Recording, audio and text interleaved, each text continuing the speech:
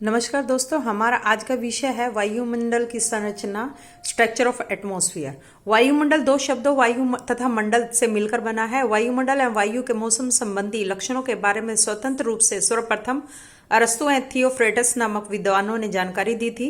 वायुमंडल के बारे में कुछ विद्वानों की परिभाषाएं हैं जो इस प्रकार से हैं। फ्रिंच या ट्रिवार्था के अनुसार वायुमंडल गैसों का आवरण है जो धरातल से सैकड़ों मील की ऊंचाई तक विस्तृत है तथा पृथ्वी का अभिन्न अंग है। ट्रिवार्था के अनुसार गैसों का विशाल आवरण जो कि पृथ्वी को चारों ओर से घेरे हुए है एवं पृथ्वी का अभिन्न अंग है, वायुमंडल कहलाता है। क्रिचफील्ड के अनुसार वायुमंडल गैसों तथा उसमें निलंबित तरल एवं ठोस पदार्थों का एक मोटा आच्छादन है जो पृथ्वी को चारों ओर से आवेष्टित किए हुए है। मोंक हाउस के अनुसार वायुमंडल गैस की एक पतली परत है जो गुरुत्वाकर्षण के कारण पृथ्वी के साथ ही सटी हुई है। वायुमंडल की संरचना में 6 प्रकार के मंडल हैं। 1 क्षोभ मंडल, 2 समताप मंडल, 3 मध्य मंडल, 4 ताप मंडल, 5 बहिर्मंडल, 6 चुंबकीय मंडल। पहले है क्षोभ मंडल। यह वायुमंडल की सबसे निचली परत है जिसमें वायुमंडल के भार का 75% भाग केंद्रित है। इस परत की धरातल से औसत ऊंचाई 14 किलोमीटर मानी जाती है। यह परत भूमध्य रेखा से ध्रुवों की ओर विरल होती जाती है। भूमध्य रेखा पर यह 18 किलोमीटर तथा ध्रुवों पर यह 8 से 10 किलोमीटर तक है।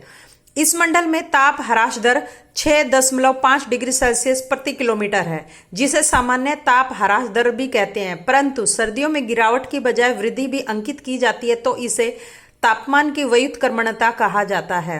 इसमें मौसम संबंधी परिवर्तन भी होते हैं। क्षोभ सीमा, इसे ट्रोपोज भी कहते हैं। यह क्षोभ मंडल व समताप मंडल का संक्रमण स्तर है जहां ये दोनों मंडल अलग होते हैं।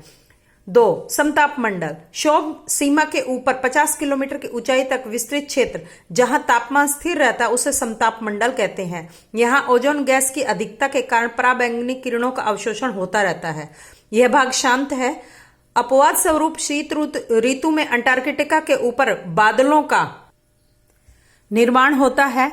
इन बादलों को मदर ऑफ पर्ल्स या नेशियस क्लाउड कहा जाता है। 3 मध्य मंडल, यह भाग पृथ्वी तल से 50 किलोमीटर से 80 किलोमीटर की ऊंचाई तक फैला हुआ है। इस भाग में ताप 7 डिग्री सेल्सियस से घटकर -90 डिग्री सेल्सियस हो जाता है। उच्च अक्षांशों में ग्रीष्म ऋतु में मध्य सीमा में निशा दीप्ति मेघों का निर्माण होता है। 4 ताप मंडल या आयन मंडल, यह ओजोन मंडल अथवा मेसोस्फीयर के ऊपर स्थित है। इस स्तर का प्रारंभ धरातल से लगभग 80 किलोमीटर की ऊंचाई से होता है। कुछ वैज्ञानिक इसकी ऊंचाई 500 किलोमीटर तथा कुछ विद्वान उसकी कुछ हजार किलोमीटर की ऊंचाई तक मानते हैं। 60 किलोमीटर की ऊंचाई पर वायुदाब केवल 0.35 मिलीबार रह जाता है। इतने कम दबाव के कारण पराबैंगनी फोंटास तथा उच्च वेगीय कणों के द्वारा वायुमंडल पर लगातार प्रहार होने से गैसों का आयनन हो जाता है। 5 है बहिर्मंडल। इस परत का विशेष अध्ययन साइमन स्पितर ने किया था। इसकी ऊंचाई 500 से 1000 किलोमीटर तक मानी गई है। इतनी ऊंचाई पर वायुमंडल निहारिका के रूप में विरल है तथा यहां हाइड्रोजन और हीलियम गैसों की प्रधानता है। 6 चुंबकीय मंडल। बहिर्मंडल के ऊपर अवस्थित प्रदेश को चुंबकीय मंडल कहते हैं। यहां पृथ्वी के गुरुत्वाकर्षण की अपेक्षा चुंबकीय क्षेत्र का प्रभाव अधिक होता है। पृथ्वी के इस वायुमंडल का प्रभाव 80,000 किलोमीटर तक की ऊंचाई तक अनुमानित किया गया है।